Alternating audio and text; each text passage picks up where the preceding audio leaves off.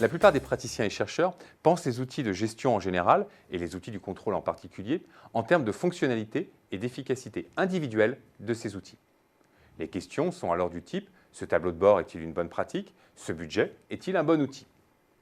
Mais ces outils sont toujours pensés comme fonctionnant isolément, alors qu'ils sont pris dans un réseau d'outils avec lesquels ils interagissent. Cela change leur nature, l'utilisation qui en est faite et au final, leur utilité. Partant de ce constat, les chercheurs ont développé le concept de control package afin de penser le mix de contrôle, c'est-à-dire la combinaison systémique de ces outils. Prenons l'une de ces grilles, celle de Malmy et Brown. Malmy et Brown distinguent des contrôles culturels, composés des coalitions, des valeurs et des symboles qui parcourent l'organisation, des contrôles que j'appellerais classiques et qui incluent la planification, les contrôles cybernétiques de type budget, tableau de bord et des systèmes de récompense. Enfin, les contrôles administratifs incluent les règles de gouvernance, les règles de structuration et les procédures de l'organisation.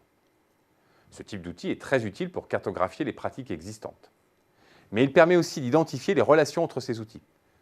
Par exemple, une étude de cas que nous avons menée sur une collectivité a permis d'obtenir les résultats suivants. Au final, ce qui ressort de l'étude du package, c'est que la stratégie n'est plus centrale, contrairement à ce que pensaient les dirigeants, son existence n'est plus que symbolique.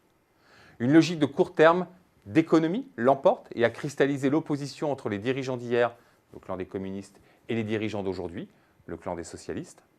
Et de nombreux éléments sont marginaux dans le control package et ne semblent plus exercer au mieux qu'une fonction symbolique, comme par exemple pour l'agenda 21. Ce type d'analyse permet de donner une image différente du fonctionnement de l'organisation et donc de mieux comprendre et diagnostiquer les problèmes de gestion rencontrés.